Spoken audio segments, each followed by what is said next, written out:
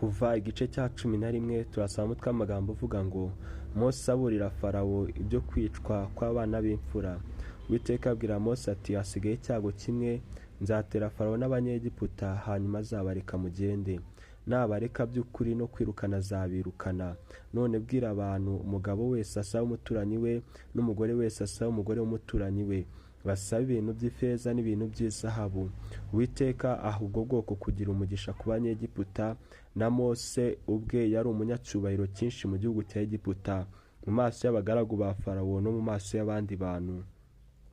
Mose aravuga ati Uwiteka aravuze ati nko mu gicuku nzanyura hagati muri Egiputa, abana b'imfura bose bo mu gihugu cya Egiputa bapfe, uhereye ku mfura ya Farawo wicara ku ntebe y'ubwami ukageza ku mfura y'umuja w'umusyi. Kandi n'uburiza bwose bw'amatungo buzapfa. Hazaba umuborogo mwinshi mu gihugu cya Egiputa cyose utigeze kubaho, kandi ntihazongera kubaho nk'uwo. Ariko mu Bisirayeli nta n'umwe imbwa izamukera mu bantu cyangwa mu matungo, kugira ngo menye uko Uwiteka yatandukanyije abanyegiputa n'Abisirayeli. Kandi aba bagaragu bawe bose bazamanuka bansange, bamfukamire bambwire bati ba mu gihugu ujyana abantu bose bagukurikiye. Ubwo nibwo nzagenda. Ava kuri Farawo arakaye cyane. Uwiteka abwira Mose ati Farawo nazabumvira, kugira ngo ibitangaza byanjye bigwiriye mu gihugu cya Egiputa. Nuko Mose na Aroni bakorera ibyo bitangaza byose imbere ya Farawo. Uwiteka nangira umutima wa Farawo, ntiyareka abisirayeli bagenda ngo bave mu gihugu cye. Kuva igice cya 12. Uwiteka abwiriza Mose ibya Pasika.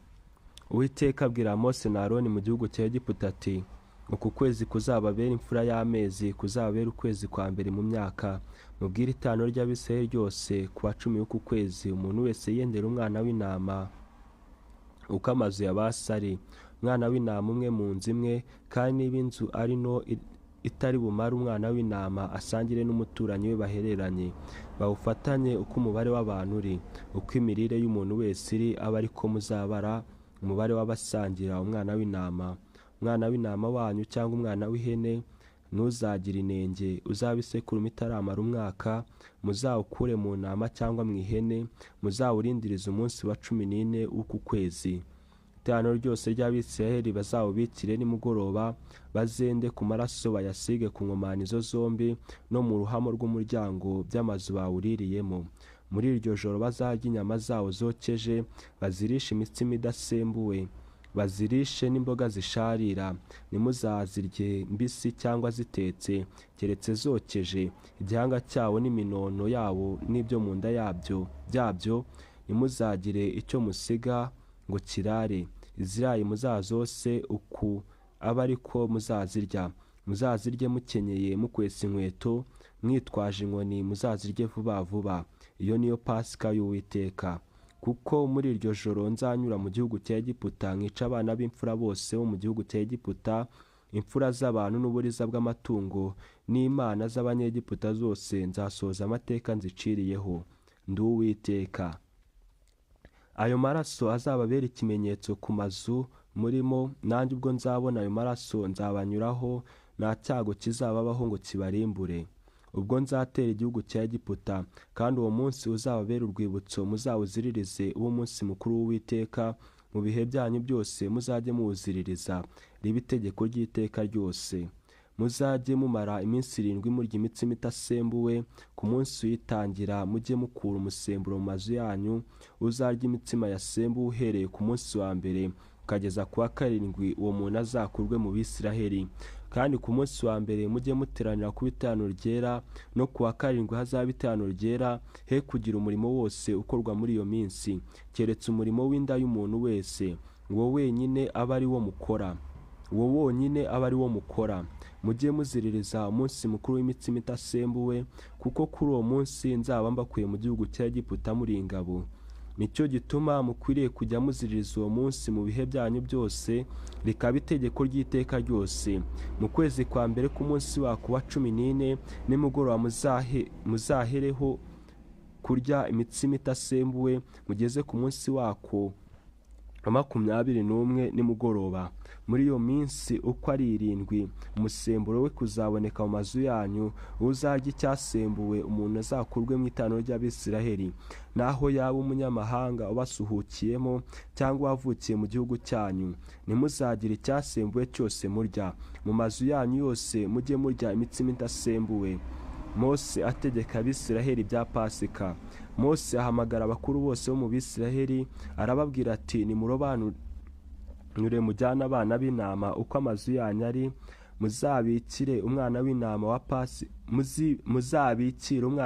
wa Pasika, mwende umukamato wa ezobu, muwinike mu maraso yo mu rwabya, mumishe amaraso yo mu rwabya mu ruhamo rwo mu muryango no mu nkomanizo zombi, he kugira uwo muri mwe usohoka mu nzu ye.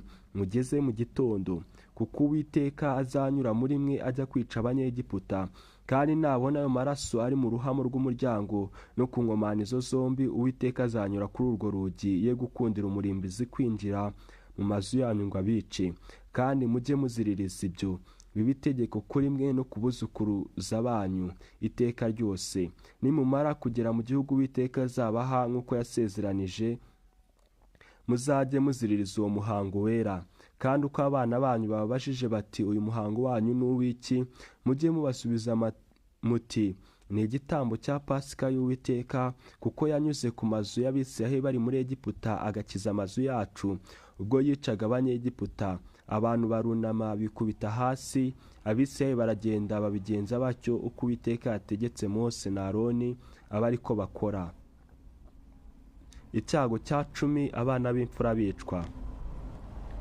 Mu gicuku Uwiteka yica abana b'imfura bose bo mu gihugu cya Egiputa, uhereye ku mfura ya Farawo wicara ku ntebe y'ubwami ukageza ku mfura y'imbohe mu kazu k'ibwina n'uburiza bw'amatungo bwose. Farawo yibambura nijoro n'abagaragu be bose, n'abanyegiputa bose barabyuka. Muri Egiputa bacura umuborogo mwinshi, kuko ari nta nzu n'imwe itapfuyemo umuntu. Ahamagaza Mose na Aroni iryo joro, arababwira ati, nimuhaguruke muve mu bantu banjye, mwe n'Abisirayeli, mugende mukore Uwiteka nk'uko mwavugaga. Mujyane n'imikumbi yanyu n'amashyo yanyu nk'uko mwavugaga, mugende kandi munsabire umugisha. Abanyegiputa bagomera ubwo bwoko ngo babohereze bave mu gihugu vuba, kuko bavugaga bati, turapfuye twese. Ubwo bwoko bujyana amarobe atarotswa n'imitsima yabo batarayisembura. Ibyibo byabo byo kuvugiramo bari babihambiriye mu myenda yabo bikoreye ku ntugu. Abisirayeli bakora ibyo Mose yababwiye, basaba abanyegiputa ibintu by'ifeza n'iby'izahabu n'imyenda. Uwiteka aha umugisha ubwo bwoko kugira umugisha ku banyegiputa, babaha ibyo babasabye, banyaga abanyegiputa. Abisirayeli bagenda. Abisirayeli barahaguruka bavira Amasesi bataha i Sukoti. Abigenzaga bari abagabo 6,000, abana batari mu mubare, kandi n'ikivange cy'amahanga menshi kijyana nabo, n'imikumbi n'amashyo n'amatungo menshi cyane. Botsa imitsima itasembuwe y'amarobe bavanye muri Egiputa atarotswa, kuko ayo marobe yari atasembuwe. Kuko birukanwe muri Egiputa ntibazarire, kandi bari batariterekera icyo kurya cyose. Imyaka Abisirayeli bamaze mu rusuhuko rwa Egiputa yari 430. Iyo myaka uko ari 430 ishize, hatabuzemo umunsi, hadasazeho umunsi, ingabo z'Uwiteka zose ziva mu gihugu cya Egiputa. Iryo joro ni ryo kuziririzwa Uwiteka cyane, kuko yabakuye mu gihugu cya Egiputa. Iryo ni ryo joro ry'Uwiteka. Abisirayeli bose bakwiriye kujya baziririza cyane mu bihe byabo byose. Andi mategeko ya Pasika. Uwiteka abwira Mose na Aroni ati, iri ni ryo tegeko kuri Pasika, ntihakagire umunyamahanga urya ku byayo, ariko umugurano w'umuntu wese yaguze ifeza, nibamara kumukeba abone kubiryaho. Umusuke w'umunyamahanga n'umugaragu ukorera ibihembo ntibakabiryeho. Bye gukurwa mu nzu ngo bijyanwe mu yindi, ntugasohokane n'intongo y'iyo nyama, kandi nimukavaneho igufwa na rimwe. Itano ry'Abisirayeli ryose rijye riziririza Pasika, kandi umunyamahanga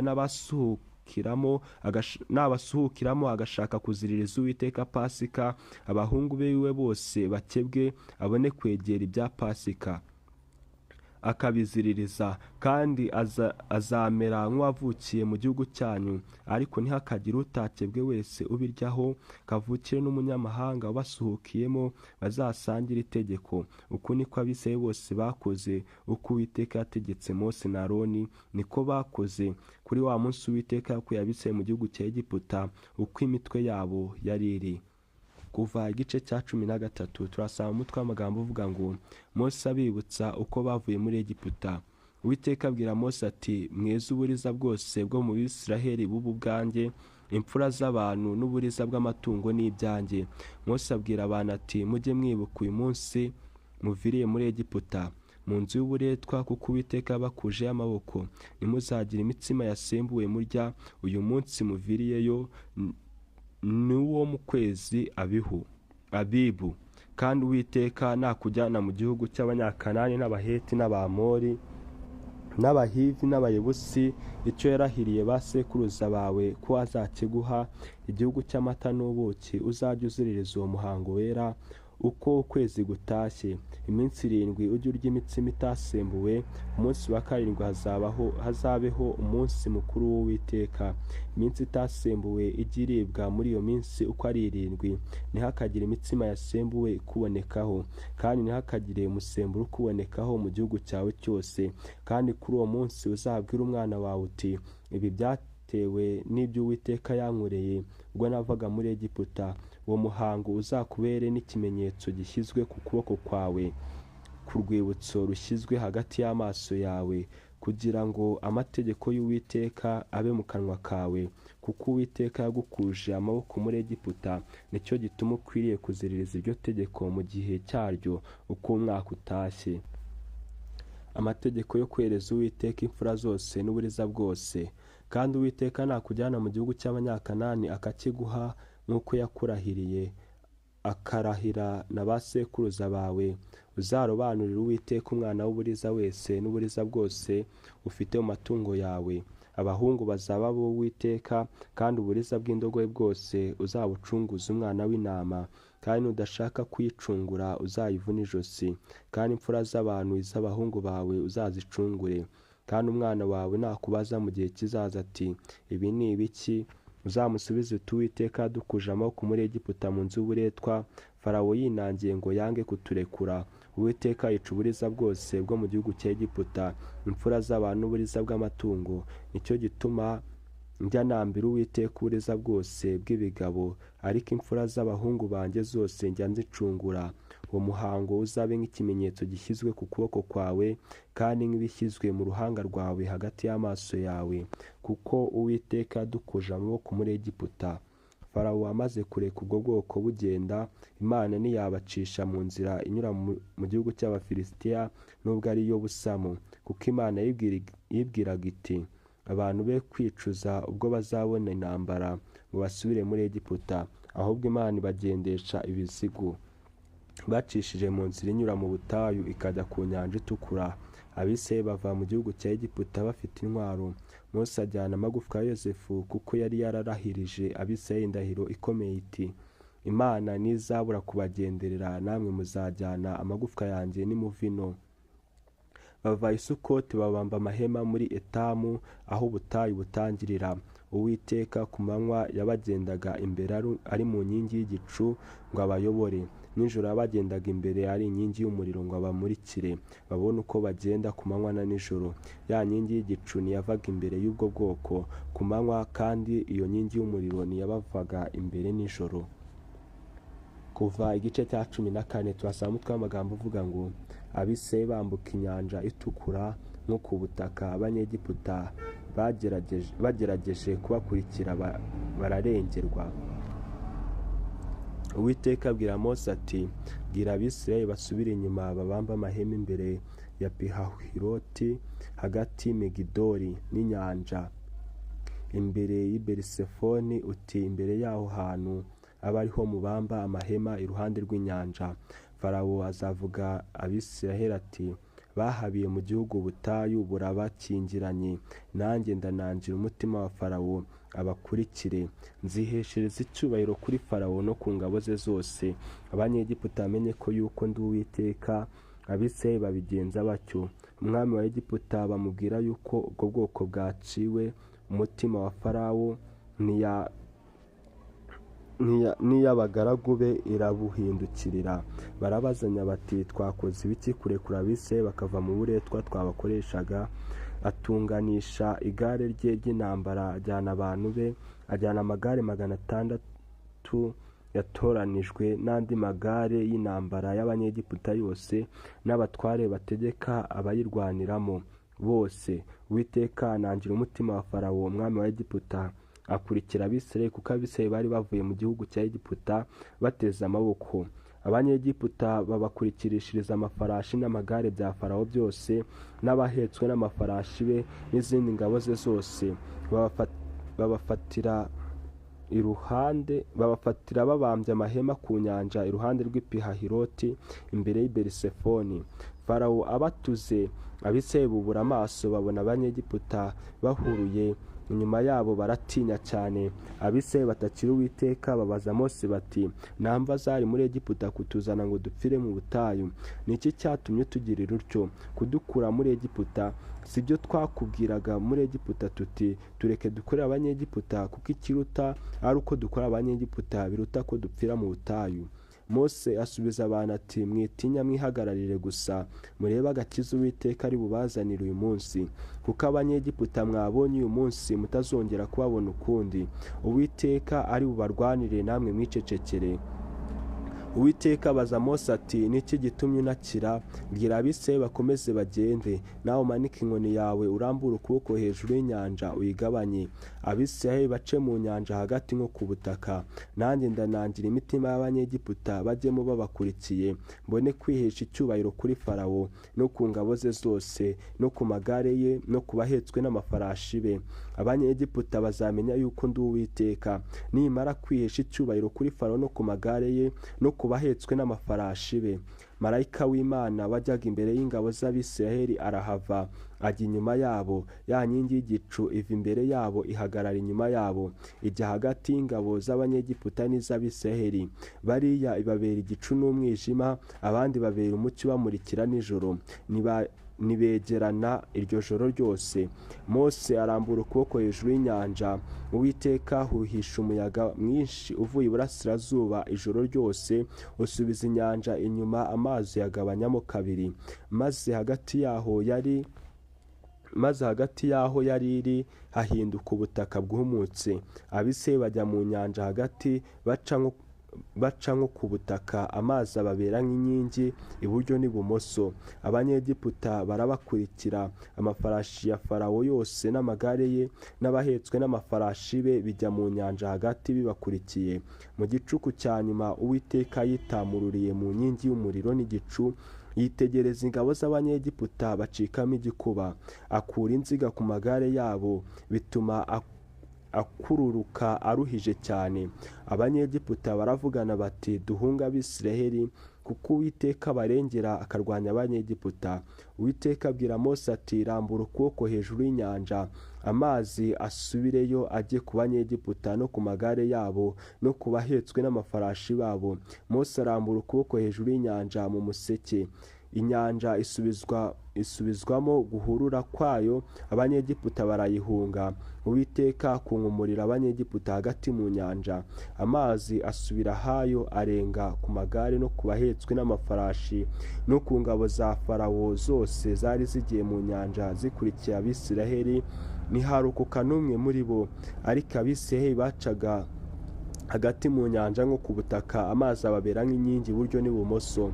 Uku niko kuri uwo munsi Uwiteka akije Abisirayeli Abanyegiputa. Abisirayeli babona intumbi z'Abanyegiputa ku nkombe y'inyanja. Abisirayeli babona ibikomeye Uwiteka yakoresheje imbaraga ze ku Banyegiputa. Ubwo bwoko butinya Uwiteka kandi bizera Uwiteka n'umugaragu we Mose. Kuva igice cya 15 turasaba umutwe w'amagambo uvuga ngo indirimbo ya Mose. Maze Mose n'Abisirayeli baririmbira Uwiteka iyi ndirimbo bati, naririmbira Uwiteka kuko yanesheje bitangaje, ifarashi n'uwihetse yabiroshye mu nyanja. Uwiteka n'imbaraga zanjye n'indirimbo yanjye, ampindukiye agakiza. Uwo ni we Mana yanjye, nanjye ndayihimbaza. Niyo Mana ya data, nanjye ndayishyira hejuru. Uwiteka ni intwari mu ntambara, Uwiteka niryo zina rye. Amagare ya Farawo n'ingabo ze yabiroshye mu nyanja. Abatwara imitwe yatoranije barengewe n'inyanja itukura. Imuhengeri habarenzeho, barokeye imuhengeri nk'ibuye. Uwiteka, ukuboko kwawe kw'iburyo gutewe icyubahiro n'ububasha bwako. Uwiteka, ukuboko kwawe kw'iburyo kwashenjaguye ababisha. Isumba ryose, isumbe ryawe ryinshi ryatumye itura hasi abaguhagurukiye. Watumye umujinya wawe ubakongeza nk'ibitsinsi by'inganagano. Umwuka wo mu mazuru yawe warundanije amazi. Amazi yatembaga yema nk'ikirundo. Imuhengeri muri nyina w'inyanja haravura. Umubisha yaravuze ati, ndabakurikira mbafatire, nyage iminyago nyigabane. Nzabimariraho agahinda, nzakura inkota ukuboko kwanjye kubarimbure. Wahuhishije umuyaga wawe, inyanja irabarengera. Barokera nk'icyuma cy'isasu mu mazi y'umuvumba. Uwiteka, mu byitwa Imana hari ihwanye nawe? Ni iyihe ihwanye nawe? Kwera kwawe niko kuguhesha icyubahiro. Ishimwe ryawe rituma abantu bagutinya, kuko ukora ibitangaza. Warambuye ukuboko kw'iburyo, isi irabamira. Kubw'imbabazi zawe wagiye imbere y'abantu wacunguye. Wabayoboje imbaraga zawe inzira ijya mu buturo bwawe bwera. Amahanga yarumvise ahinda imishyitsi. Ubwoba bufata abatuye i Filisitiya. Icyo gihe abatware ba Edomu baratangara. Intwari z'i Mowabu zifatwa no guhinda imishyitsi. Abatuye i Kanani bose barayagara. Ubwoba no gutinya bizabafata. Gukomera k'ukuboko kwawe kuzabajunjika nk'ibuye. Uwiteka, bagezaho ubwoko bwawe buzarengera urugabano. Bagezaho ubwoko wacunguye buzarurengera.